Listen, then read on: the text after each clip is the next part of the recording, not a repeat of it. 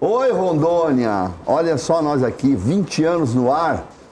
Estamos completando agora em novembro desse ano, 20 anos no ar com esse programa de entrevista. Eu fico muito feliz porque comecei aqui jovenzinho, olha só o estado que eu estou hoje. Mas programa de televisão que não tem audiência desaparece. Então, há 2 décadas sendo convidado da casa de vocês, me deixo muito orgulhoso. E eu sempre procuro trazer aqui temas da nossa querida Rondônia, da nossa amada Porto Velho.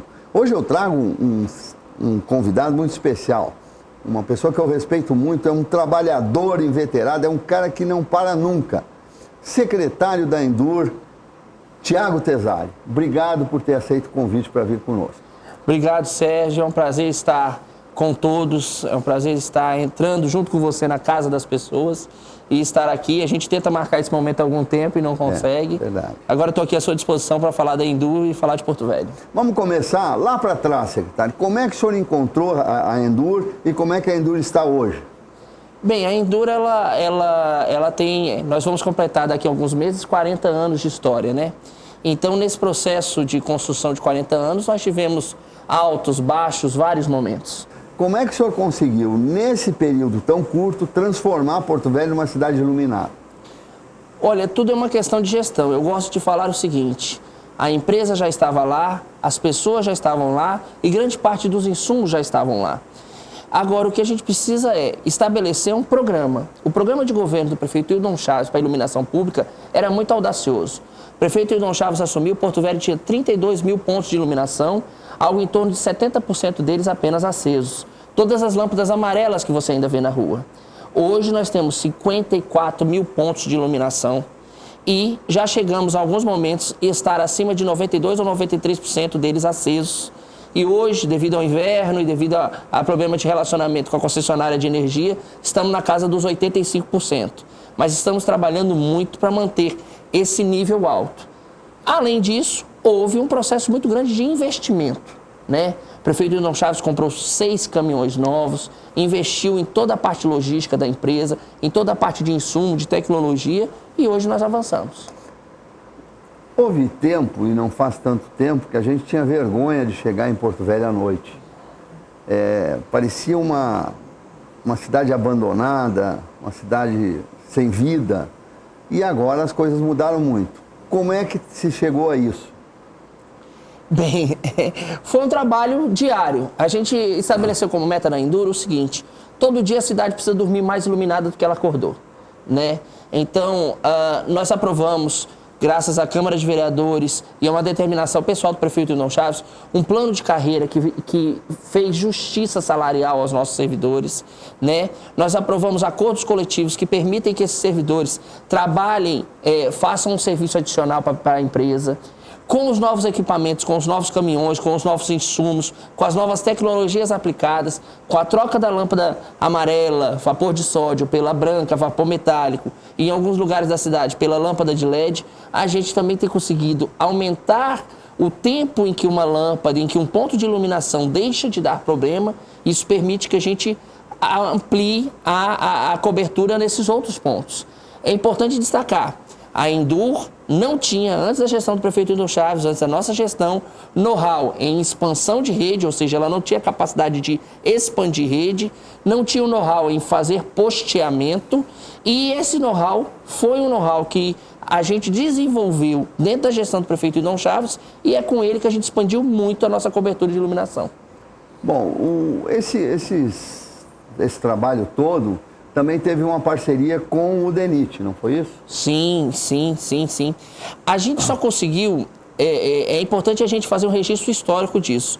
Você lembra, e eu sei que eu já lhe vi falando no programa dos Dinos sobre esse assunto, quando a BR foi duplicada, ela no primeiro momento estava iluminada, houve um furto nessa fiação, houve um segundo ato de recolocação dessa iluminação, houve um segundo furto desse negócio, houve a desistência do poder público sobre esse tema. Passou-se 10 anos, quase 11 anos. O prefeito Hildon Chaves determinou: prioridade, BR. Aí vem a galera do contra e diz assim: mas a BR é federal, mas não sei o quê. Mas ela prejudica o cidadão de Porto Velho. Ela prejudica os 520 mil porto-velhenses, ela prejudica os nossos estudantes que iam para as nossas principais faculdades no escuro. Faro, Uni, Finca, todas no arco, uniram todas na área de influência da BR-364. Determinou isso a prefeitura, com essa determinação do prefeito, procuramos o DENIT, estabelecemos um convênio muito simples com o DENIT. É um convênio que o DENIT nos autoriza a fazer. Não nos apoia, não nos financia, apenas nos autoriza a fazer e nos dá um suporte técnico de acesso aos projetos, acesso ao canteiro e esse tipo de coisa. Com 1 ano de vigência desse convênio, houve a obra do viaduto da 3,5, houve a obra do viaduto da Campos Sales, houve a obra do elevado da Jatuarana e a PR entre o viaduto da 3,5 até quase no retorno do Indy, passando por Bairro Novo e pela Faro. Então eu considero que um convênio que não custou nada para o município, a mais, não custou nada pelo DENIT, e ele propiciou esse avanço todo em 1 ano, era um convênio muito salutar. Quando estávamos para renovar esse convênio, teve a operação no DENIT e aí nos colocou numa situação bastante complicada. Bom, então agora eu preciso fazer uma pergunta dentro desse contexto. Por que Porto Velho é a única capital do Brasil que tem uma ponte sem iluminação? Muito boa pergunta e me dá a oportunidade de falar sobre isso. Ela é uma ponte sem iluminação porque ela foi projetada para não ter iluminação. A ponte do Rio Madeira foi projetada sem iluminação, o elevado da Campos Sales sem iluminação, o viaduto da 3,5 sem iluminação, o da Jatuarana sem iluminação, as alças de acesso da Campos Sales foi projetada sem iluminação. Tudo que fizemos nessas áreas de obras federais foi adaptação para incluir a iluminação. Aí me permita a seguinte questão. Nós temos aí, vamos ver se a gente lembra bem da aula de geografia, o maior rio de água doce do planeta em volume d'água. Um dos rios, segundo os entendidos, mais hostis do mundo. E aí você tem uma ponte que ela é concebida sem iluminação. Eu preciso pensar com muita providência na forma como eu vou iluminar essa ponte. Quando a gente chegou na gestão da Endur, havia um projeto lá para fazer a iluminação dessa ponte com a tecnologia normal, quebrando ela, passando fiação, colocando poste. A nossa engenharia, a engenharia do DENIT, naquele momento, não se sentiram à vontade em, com perdão da expressão, martelar uma ponte. Okay. Então, nós procuramos uma solução de tecnologia. Passamos 6 meses testando uma tecnologia moderna de lâmpadas luminárias públicas LED na Endur. Passamos 6 meses desgastando esse material. Como?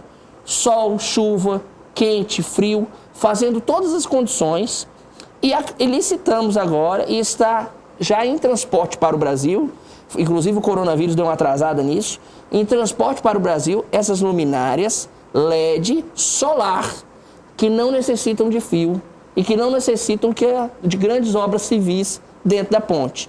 Então hoje nós vamos ter a tranquilidade de que a Prefeitura de Porto Velho não vai martelar a ponte do Rio Madeira.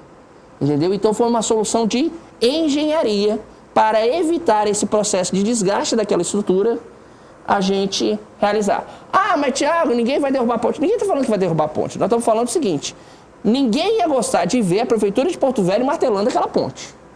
E se nós temos uma solução de tecnologia que não necessita disso, é nesse rumo que nós vamos. Essa tecnologia pode ser usada, inclusive, na nova ponte lá na fronteira da Ponta do Abunã? É a nossa ideia. É a nossa ideia. É a nossa ideia, inclusive, de que o êxito da ponte sobre o Rio Madeira seja replicado na ponte do Abunã. Ou seja, finalmente vamos ter 2 pontes iluminadas em Rondônia. Sim, com toda certeza. Bom, uma outra coisa, uma inovação nesse governo do Wildon, em relação à iluminação, foi a questão dos distritos. Né? Parece que vocês estão atuando bastante nos distritos. Como é que isso foi conquistado, esse avanço, secretário? Nós tínhamos um histórico muito negativo da relação da Endur e da Prefeitura de Porto Velho no que tange a iluminação com os distritos. Qual era o hábito antigo? O hábito antigo era você tirar material velho da Prefeitura de Porto Velho, e levar, com perdão da expressão, refúgio de material para os distritos. O prefeito Hildon Chaves determinou que esse procedimento acabasse. Nós não temos cidadão de segunda classe no distrito. nós temos porto-velhenses que merecem o mesmo nível de atenção, de tecnologia e de investimento. Então, a Indu estabeleceu que seria a mesma tecnologia usada em Porto Velho seria usada no distrito. Diante disso, nós viemos com um grande investimento. Um investimento, inclusive, financeiro significativo, retirando todos esses braços velhos, essas lâmpadas pequenas, essas lâmpadas amarelas dos distritos e trocando pelos braços maiores pelas lâmpadas brancas. Isso garantindo um nível de iluminação muito maior. Praticamente, nós já trocamos todo o parque de iluminação de Vista Alegre, Nova Califórnia, Extrema e recriamos e triplicamos, no mínimo, o parque de iluminação dos distritos do Baixo Madeira. Hoje, a nossa iluminação chega no Lago do Cunhã. E nós estamos agora, no fim do mês, criando um outro programa, o nosso programa de iluminação de aldeias indígenas. Estamos chegando nas aldeias indígenas de Porto Velho, porque o foco da gestão do prefeito Hidon Chaves é garantir a iluminação como um elemento de cidadania. Então, hoje, os distritos, nós temos distritos acima de 95% de iluminação. Temos um ou outro problema, porque enfrentamos nos distritos as redes serem muito antigas, terem muita oscilação. Mas a gente acha que agora, com a troca da rede feita pela Energisa, a gente vai começar a ter mais tranquilidade nesse processo. Muito bem, olha só quantas informações a gente... É por isso que vocês ficam olhando a gente. Porque nós trazemos para o telespectador informações que envolvem a vida da comunidade, a vida dele.